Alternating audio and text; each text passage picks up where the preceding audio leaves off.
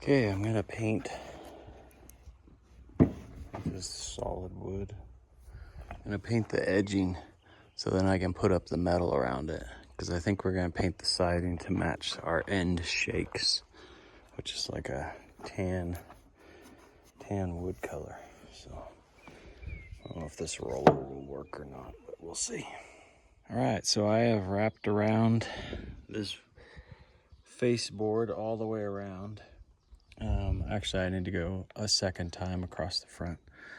And that will, once this dries shortly, that'll allow me to wrap the corners and ends with the drip edge, and then these corner pieces that wrap around and then pin to the side here.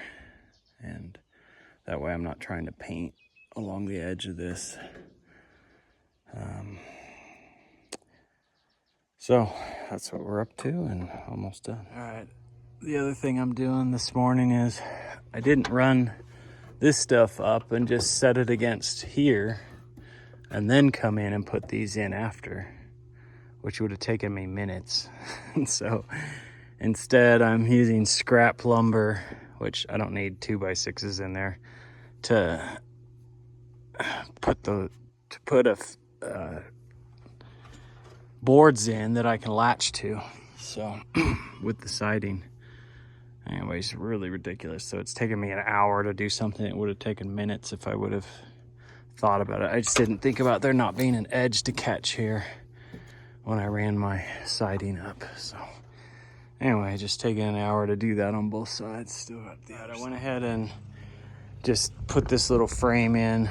It's 10 3/4 tall, just to drop this down a bit so it's more of like a 7-foot door instead of a 8-foot door. And partly I picked that dimension because I had all these leftover 3-foot sheets that'll go just perfectly across here. And I wanted this doorway smaller anyway, and that's why I picked this dimension, because of the sheets. So I'll just go and sheet this across and then do another header and then sheet across. Okay, I started sheeting and I put this one in. This time I lined up the studs. It doesn't need to because this isn't structural, this piece I put in. But visually, I like the way it looks from the inside rather than this one's all it just bothers my brain. So glad I dropped it down. It'll be much better. Much less sun will come in here during the day. There's just a short gap now where it'll cross. So with our house, right, we got all the metal edging on.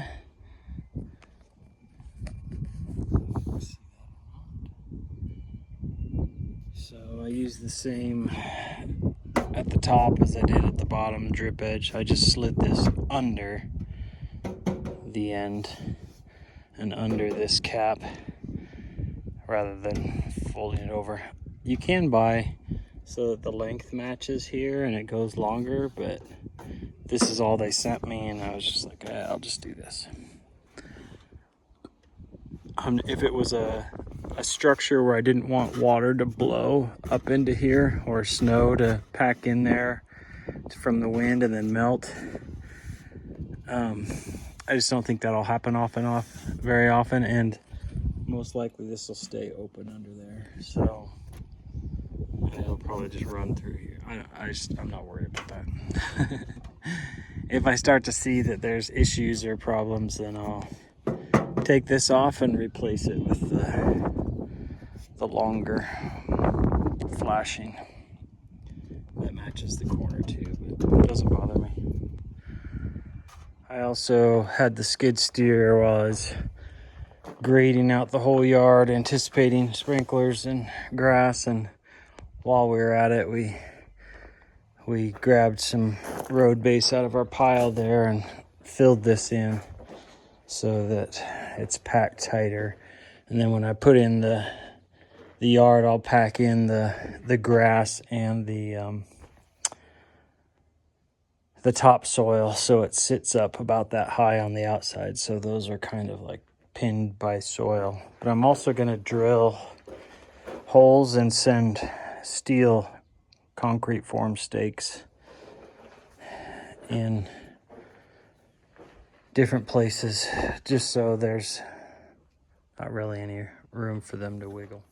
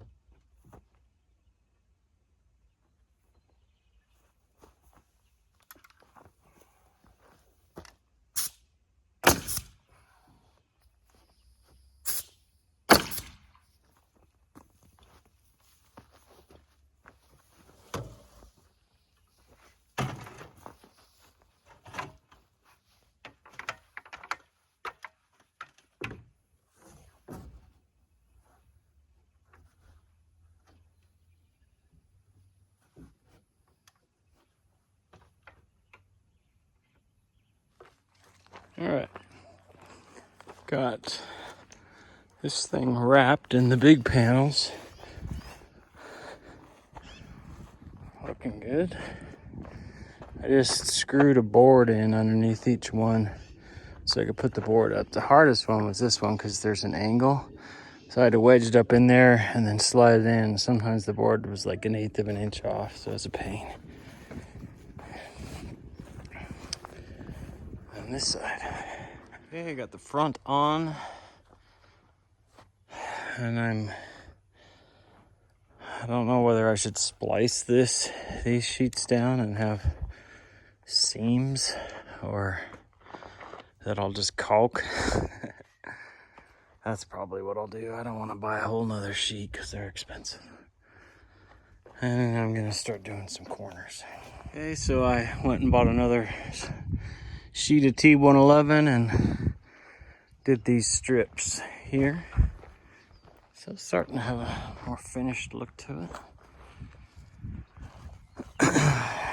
And now I've got to decide. I bought some clear corrugated stuff, thinking I might do like a little window in there on each side. I still think I might do that, but I'm trying to decide. All right, it's kind of windy, but I'm basically done. I used up all the materials I had. I decided to close in these ends. I put some clear corrugated stuff that on, and I kind of liked it, but it also looked a little bit hokey, so I took it out. I think I'm gonna buy more of this thick trim and maybe go across there, maybe just go across the top and then maybe cover these seams. I can't decide. I don't want to get too crazy with it. I mean, it's just a shed, even though it is a giant shed. And probably overbuilt. But I think it looks good.